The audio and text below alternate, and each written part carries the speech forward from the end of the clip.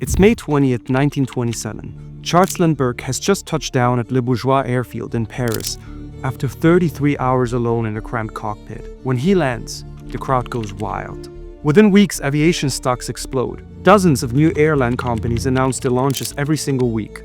Investors start throwing money at anything with wings attached. There's just one problem nobody wants to talk about. In 1929, the entire United States had fewer than 6,000 airline passengers for the whole year. That's fewer people than attend a single baseball game today. The infrastructure was there, the dreams were massive, but hardly anyone was actually buying tickets. When the market finally woke up to this reality, aviation stocks crashed. Dozens of airlines vanished. The aviation bubble had burst. Today you can book a Ryanair flight ticket for $10 and be in another country by dinner time, all because of a bubble that everyone said was a disaster. The runways, the factories, none of them disappeared. It became the foundation of everything that followed. Fast forward to 2025, and we're placing an even bigger bet. $1.4 trillion. That's how much we're betting on AI over the next 3 years. To put that in perspective, that money could end world hunger for 35 years or build a hospital in every major city on Earth. The promises are huge. Cure cancer, reverse climate change, and expand human knowledge in a way that we've never seen before. But as the hype goes, so do the alarm bells. Some say that this is the smartest investment in history, others say that this is the largest bubble ever created. So what's actually happening?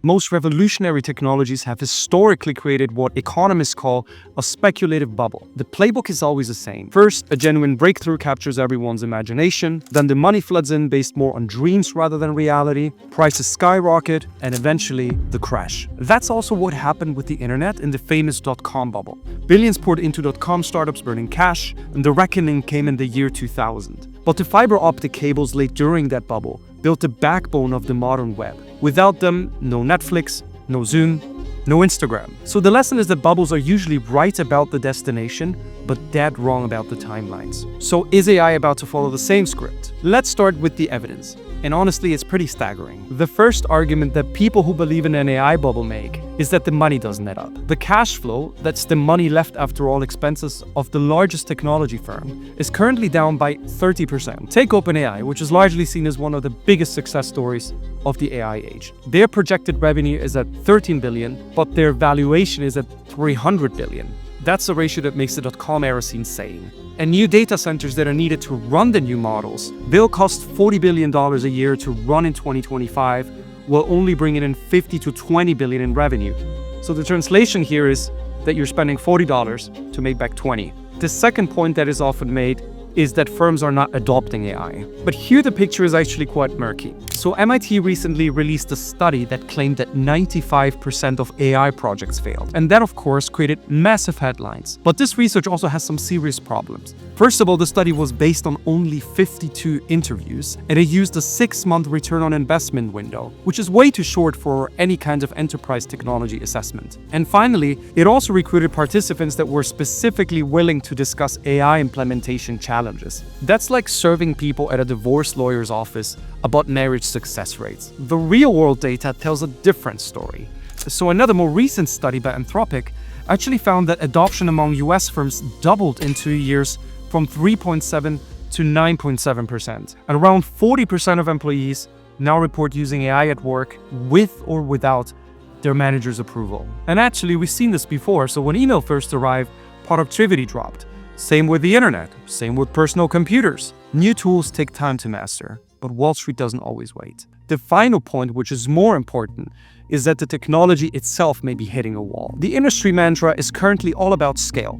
More compute, more data, better chips. Elon Musk's proposed million GPU Colossus project is a perfect symbol of that mindset. But some limits are beginning to show up. Some research warn of data scarcity, that the supply of high-quality data needed to train the models could run dry as soon as 2028. And leading voices that I spoke to, like Jan LeCun, argue that the transformer model, which has powered really today's breakthroughs, may already approaching their limits. And this year came the bombshell. Just days after Trump announced the $500 billion Stargate project, Chinese startup DeepSeek released a model competitive with the best Western AIs, but at a fraction of the cost. The market panicked, NVIDIA shared hundreds of billions in value in a single day, which was the steepest loss in stock market history. That's the real risk.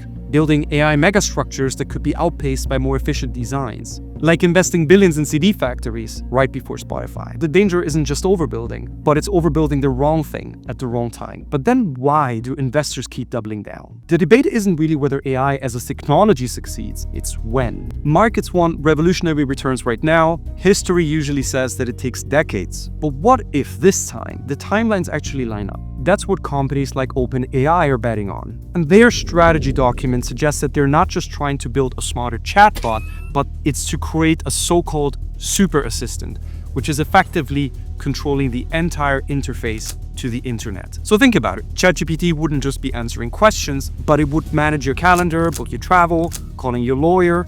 And if it becomes the default way that people book flights, order food, or manage investments, even a 1% cut of trillions in transactions could justify today's valuations. And there are signs that this is actually not just fantasy. Business demand barely budges when prices go up. One study found that for every 1% price increase, usage only dropped by 0.29%. And in some cases, higher-priced AI tools got used more. Cost isn't a barrier, the value seems to be real. And hovering over all of this is the wild card, which is artificial general intelligence, or in short, AGI, which are machines that are just as smart or even smarter than humans at any task. If someone cracks it, the company behind it could become the most valuable entity in human history. And here's also where AI breaks from every bubble across history. Governments now see artificial intelligence as a national security priority. The first nation to achieve breakthrough AGI could achieve decisive advantages in defense, in productivity, and ultimately in power. Even if the economics might at first glance look irrational, governments cannot really afford to stop. That's what economists call a commitment trap, which means that this investment will probably continue for far longer, for better or for worse. So where does this leave us? If AI delivers slower than markets expect, a correction is almost inevitable. And that would ripple far beyond just Silicon Valley. Around 40% of retirement accounts are currently tied to tech stocks. A stumble in AI could hit household wealth, savings, and even whole economies. But if AI does deliver on schedule or even faster, then today's valuations could look even cheap. We'd be living through the rare moment when a technology not only justifies the hype, but exceeds it. That's something that, for example, the former CEO of Google, Eric Schmidt, believes. But there seems to be a clear paradox. AI has some signs of a bubble. The wild spending, the shaky returns, and of course, the hype. But it also does have some signs of a revolution. Adoption that's growing, governments doubling down, and breakthroughs that happen practically overnight. The truth is, it may be both at once. Unstable in the short term, but transformative in the long term. Thanks so much for watching. If you found this content helpful, make sure to subscribe, and I'll see you in the next one.